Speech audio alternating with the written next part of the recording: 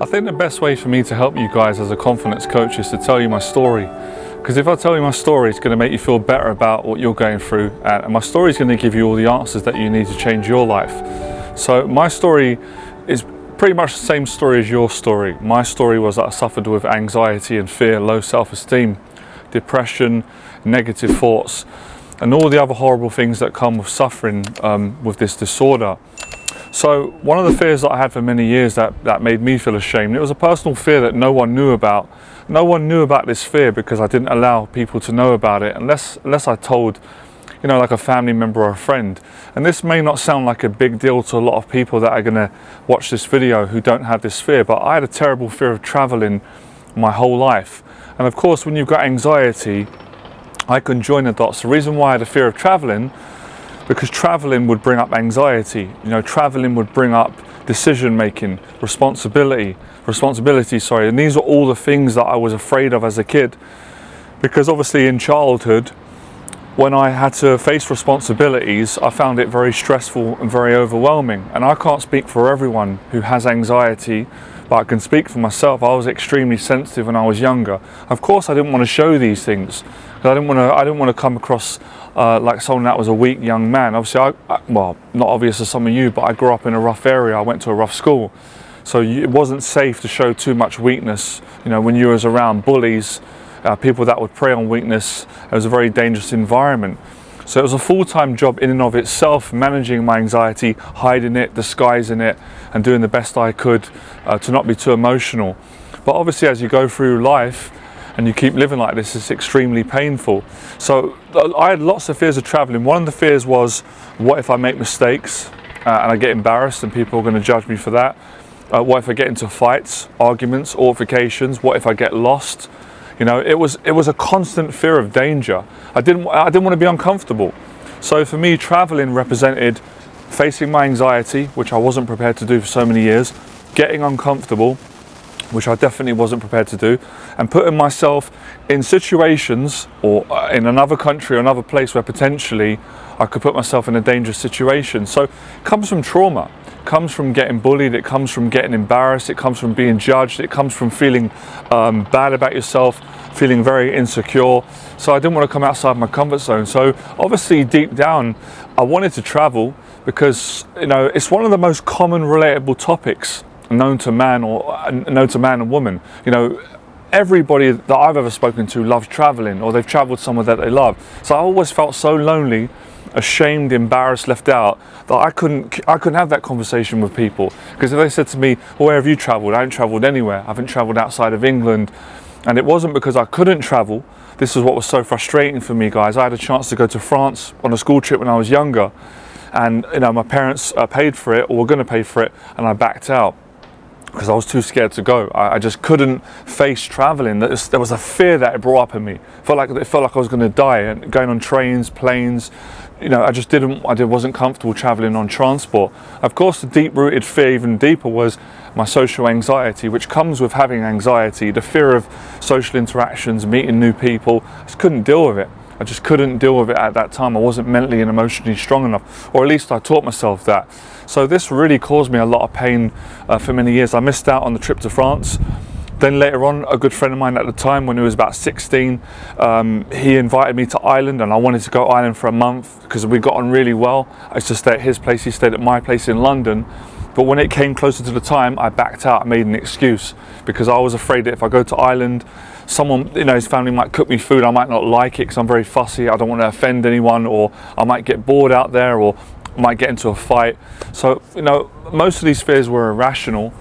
But I can understand the reason why I feared traveling so much, because it put me in a situation where I have to answer questions about myself, and I wasn't prepared to answer those questions about myself at that time, and I didn't want my anxiety coming out. So I was only really comfortable with people that I was really close with. I'm thankful that I did have that, right? Because I know that some people might not have had a good supportive mum and dad or friends, and I really feel for someone who's gone through that. But nonetheless, I really suffered for so many years of my life in silence. Like even my parents didn't know the degree of how much I was suffering. Sometimes even I didn't want to know.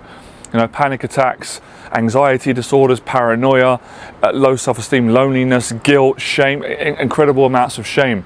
So, That's why I put it off for so long. Now, obviously, after hitting rock bottom in my early 20s and considering committing suicide, which I didn't want to do, but I was considering it, I heard a message from Les Brown, the motivational speaker, and that's what got through to me and got me on a start of this journey. And obviously, I've always believed in God. Obviously, my faith has kind of been stronger and weaker at different times, but I think everyone, if they're being honest, even believers, have doubt. We're human. So I would pray a lot, and eventually through prayer, my prayers were answered, and various different ways I feel they got answered, Les Brown being one. So when Les Brown said your failure to success, no one had ever told me that before, because growing up people always put me down for failing. I was judged by school teachers, I was bullied, put down by friends. I was always told that I was useless, I was thick, and I felt like that. Even though that's not probably how everyone saw me, because I used to get compliments from family and people would say I'm lovely, I'm nice, I'm polite, I didn't believe it. I thought I was terrible inside. I thought I was a social embarrassment, an outcast, all these demons, all these things that I carried for so many years. So traveling would have prodded and triggered the demons, and there was times I didn't want to look at it. So of course I knew these things were going on. Of course I knew there was something I weren't right. I had anxiety problems, I had depression, I had mental health challenges, I had self-esteem issues, but I couldn't always admit it to myself. I had to rationalize it, I had to deny it as a way of coping, because it would have destroyed me, and I wasn't ready to face it at the time. So getting to that point where, in a way, rock bottom was the best thing that ever happened to me, because I couldn't get any lower than that. Obviously the next thing would have been to kill myself, and thank God I didn't do that. But the only way was up. I was like, well, I haven't got a girlfriend, I haven't got a job, I haven't got experience traveling, I haven't achieved anything of any significance so far. It can't get any worse than that. At least I've got a loving family and I have friends. I had a foundation. But outside of that, I just felt like a person that was a complete loser, a complete failure. That's how I felt about myself. So when I heard Les Brown's message, it really did light a fire in me. I made a decision straight away after that talk. And the decision was, I'm going to face everything. I'll face everything that frightens me. I'm not going to face it in one day, but I'm going to face it gradually. The first fear I think for me was, if I can remember rightly, I'm going to talk to women, because I was terrified, absolutely terrified of women, petrified of not being liked by women, rejected, judged, being awkward. Because I went through some of these things when I was younger. Initially, when I was younger, obviously some women fancied me and liked me, but because I was so awkward and nervous, and I was always so afraid that they'd change their mind, or they'll go out with another guy, or someone would take the girl off me because I wasn't strong enough. I was such an insecure young man, around women, and it was always a fear of them not liking me, not loving me, or seeing me as ugly, unattractive, as weak. I carried that for so many years, and that connected with the traveling. So I pretty much was scared of everything, scared of not being liked, scared of getting into fights, scared of being bullied, scared of being laughed at, scared of being uneducated, scared of never achieving anything. So I was such a frightened person, as you can hear when I tell my story. So when I made that decision, which was psychological, emotional and spiritual, I was in my flat at the time, and I was living in Fulham Broadway in a small shoebox, nice area, but kind of a dingy place. I cried. It wasn't like a cry of weakness, it was a cry of relief, like that's it now, that's it, I've had enough. I can't do this anymore, I can't live like this, I can't live as a coward, I can't be scared all the time, I can't be hiding away from the world. I've got to get out there, and I've got to make something in my life, and if I fell, I fell, and I've got no excuses, but I can't just sit here and do nothing and be a coward. I can't do it. My whatever you want to call it, my ancestry DNA, my father's encouragement, my faith, the strength of my mum, something kicked in. And when I made that decision, I felt relief. I knew obviously I had to still go and do it. But for me, I'd made the decision so strongly, there was no turning back. And that's when my life started to get excited. So I went to gyms. I was scared to go to gyms in case I got bullied or people saw me as a skinny weakling, because I had issues with my body growing up. I'm sure, believe it or not, I was a skinny kid. I got teased for being skinny. I always felt weak. I wasn't comfortable in my body. I didn't like taking my shirt off. I didn't like going to swimming pools. I had all these issues that made me feel uncomfortable in my own skin. So, in no chronological order, went to the weightlifting gym, got confident in that area, went to the boxing gym. That took me to another level, got me confident, and I started practicing talking to women, I got rejected at the start, of course, because of my lack of confidence. Women could see that. It was pretty obvious. It didn't take a genius to work out that this guy, he's uncomfortable, he's nervous, he's uncomfortable and scared. But I kept going, and Les Brown was right. In the gym, I fell my way into getting a good physique at that time. I fell my way into, not being very good at boxing, being weak, to getting to toughening up and getting better. With women, I've done the same thing. I just kept getting rejected. I reflected on how can I improve. I got advice. I changed my fashion. I kept working at it. The big challenge for me, guys, of talking to women was not stuttering and panicking with the anxiety, because once they'd look at me, it would set me off. It would trigger all my insecurities, and I wouldn't be able to get my words out. I couldn't speak like this years ago. The way that I speak now, this is a different person. I spoke really fast or really quiet, or I would get stuck. I was paralyzed, my jaw would lock up. That's how bad I was. So I was always really ashamed and embarrassed of that social tic that I had, where I would clam up and the words wouldn't come out freely. I couldn't express my emotions. I knew the emotions I was feeling. I knew what I wanted to say to a woman, and it was always usually good things from a good place, but I wasn't able to translate my thoughts, my emotions, my feelings, and get it out, obviously, in an appropriate fashion. I couldn't do it because of the fear and the anxiety, and I didn't train enough. I wouldn't train because I was so scared I was so insecure. I didn't want to fail. I didn't want to feel insecure around women, in front of women, so that's why I stayed, that's why I struggled for so many years. But when I realised that the only way to get over this is to go through it, and that's what a lot of people don't want to do. People want to build confidence without building confidence. They don't want to go through that process where you try, the insecurities come up, the anxiety comes up. If you keep working at it, you go from feeling, what happened to me, extremely insecure and hopeless and ashamed, to extremely confident and not ashamed, not hopeless, but really positive, really confident in yourself. You literally feel it. It's very real. It's biological, it's psychological, it's spiritual. It's a very real thing, as real as we could possibly explain in human language. And I started to see that process play out, and I could see women look at me differently, because I used to get a look like, not a look like, oh, you're ugly, but it almost looked like, oh, like almost a look like they could see me, they could see my struggle. I could see it in their eye contact, and it would make me feel really terrible about myself.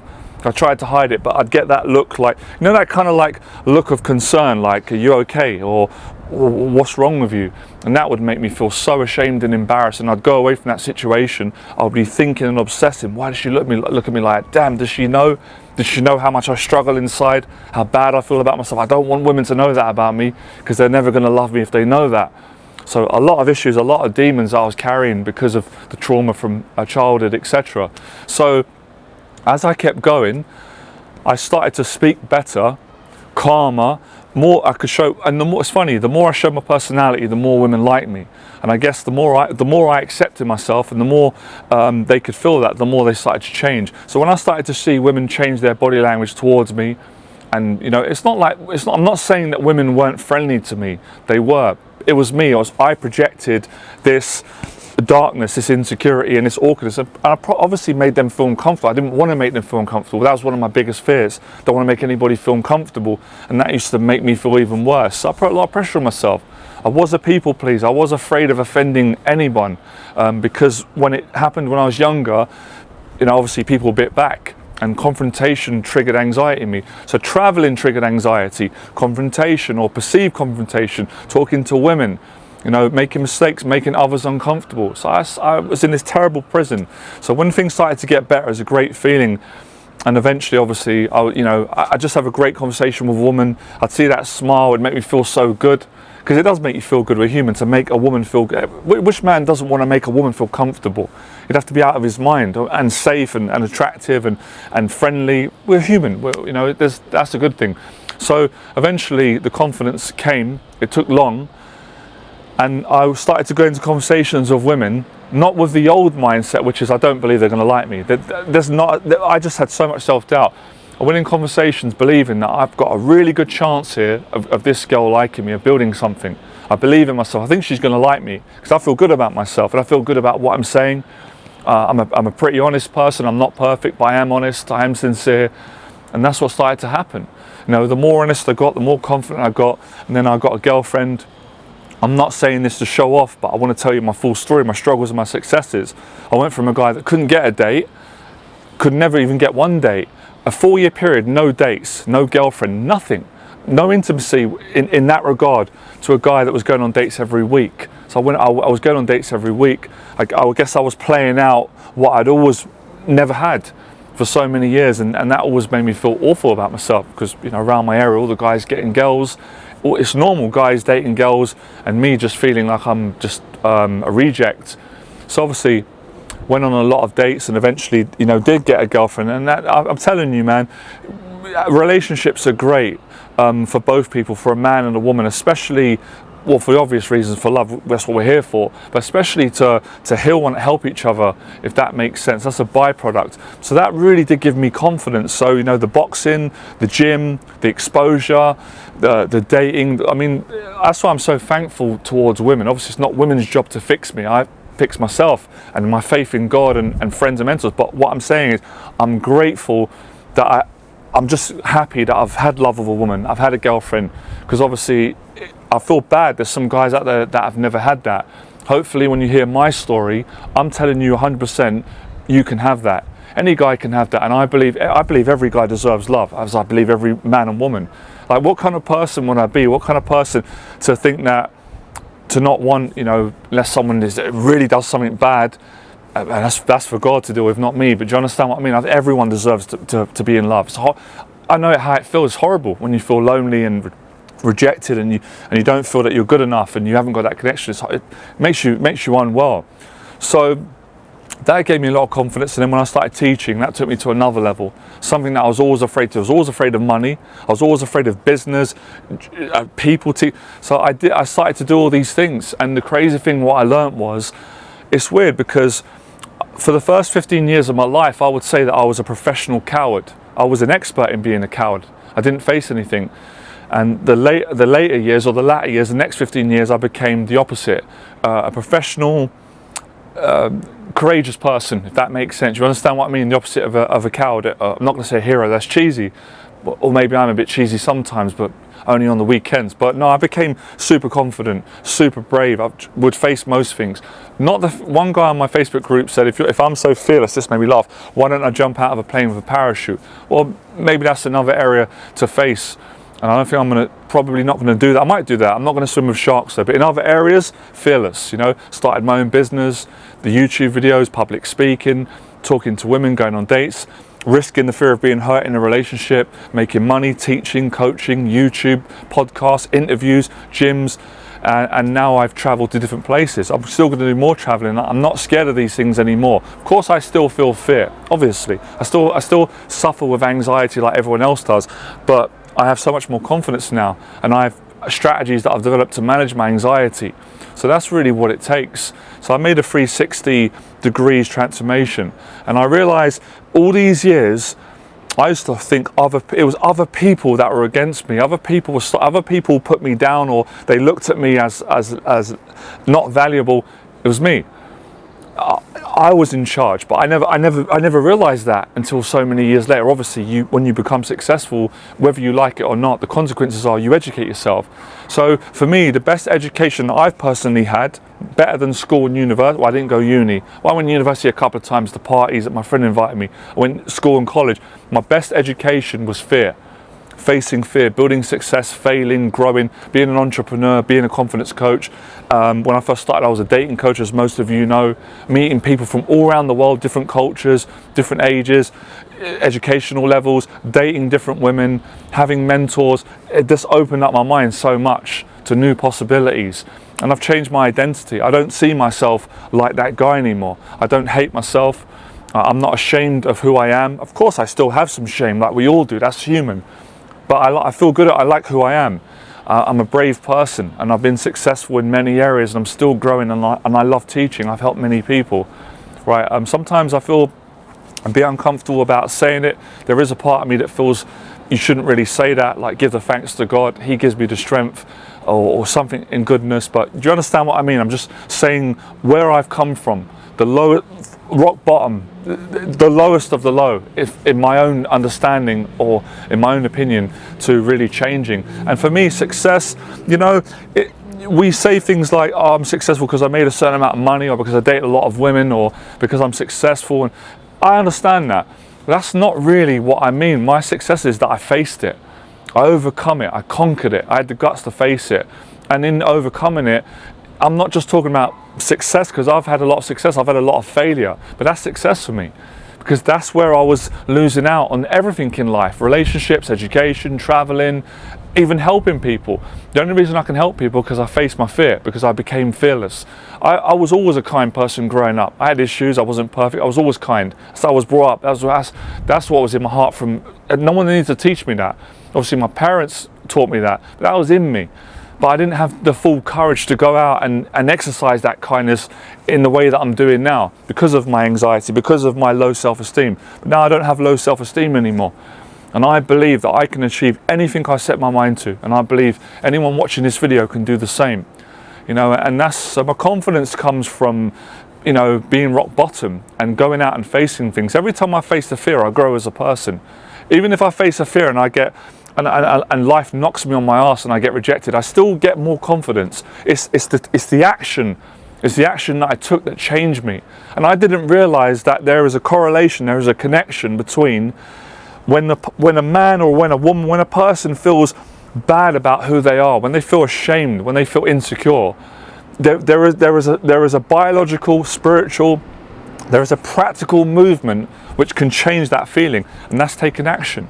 That's doing things that are practical. So for me, being a practitioner is how I healed myself. It's how I gained confidence. I never ever would have changed. I would never have changed jobs, friendships, finances, my physique, the way that I speak now. I can only speak, and look, this is not scripted. I don't sit here, I don't write the videos out. This is all freestyled. I could speak now for another 5. Yeah, sometimes I might stop a bit. I might obviously, because there's not a script. But my speaking style is unique. This is how God made me to be. I'm not a perfect speaker, but I'm an excellent speaker, as I've practiced it, and it's me. I'm natural. But this is years and years of practice. And I always had this in me as a young boy at school, but I was scared. I was scared to speak in case I got judged. I was scared to speak in case I stuttered or I got awkward. But now I'm not scared. I'm not scared to be scared. I'm not scared of stuttering. I'll just pick it back up and keep going and come out with more of the poetry. So you can hear the belief in me, but you can hear my old self, a guy that didn't believe in himself, a guy that was so vulnerable and frail and so insecure. And I'm not saying I'm some perfect person, but I'm way better. I'm a lot stronger, and I believe in myself 100%. I'd have to have achieved what I've achieved, and to continue and to have got through what I've gotten through. So after becoming successful, I had the mental breakdown. Now I've come back by the grace of God, by faith, family, action, and a mindset, and a fearless mindset, and a rock solid iron mindset. I don't rely on other people to believe in me anymore. I stopped doing that probably 5 or 6 years ago. It's nice. I like the compliments. I appreciate the support. I really do appreciate it, but I don't need it. All I need is my faith in me. That's all I need. My belief in myself and my faith. And, you know, it's the simple things. So anyone can do it. Is it easy? I'm not going to lie to you. No, it's not easy. It's hard. It's painful. It's frightening. It's uncomfortable. It's terrifying. But within those, it's brilliant. It's beautiful. And I wouldn't have it any other way. So it's not always terrifying. It's not always painful. It's not always uncomfortable. It's like seasons. You know, you have the summer, you have the winter, spring, autumn. So you have different chapters. But when it's very difficult, that's when you grow the most. And obviously, when you get the honeymoon period, you really appreciate that when things are flowing, it's lovely, it's light. So, you know, I don't speak from I don't speak from tweets and quotes.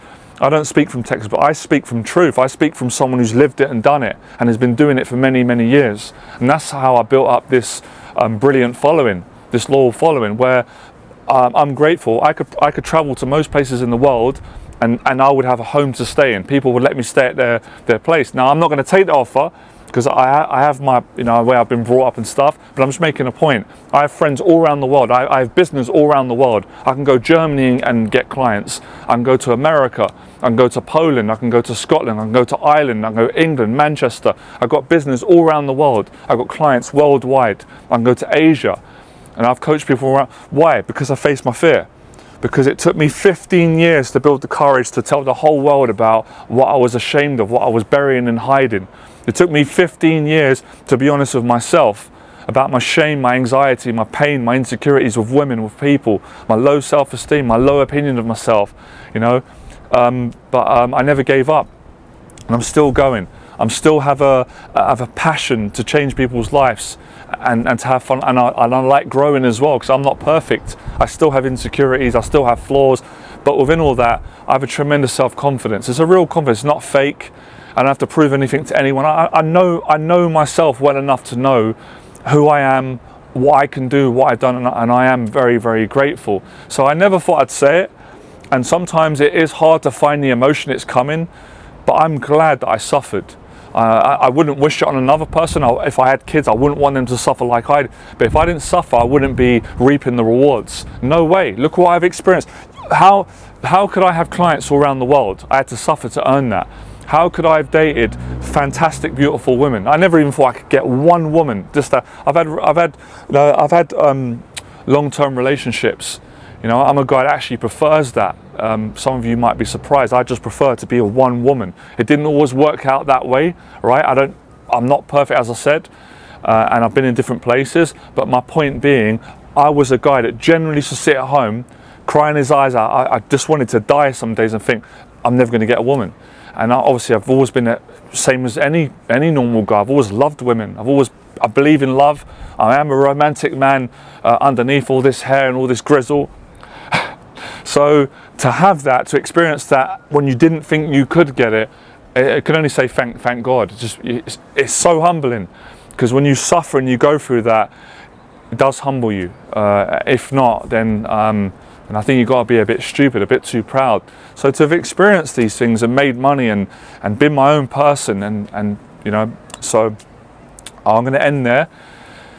And I know you get loads out of this, because when you tell the truth is good enough, and all the answers are in my story. So to be continued. All right, I'll speak to you guys soon. Fearless.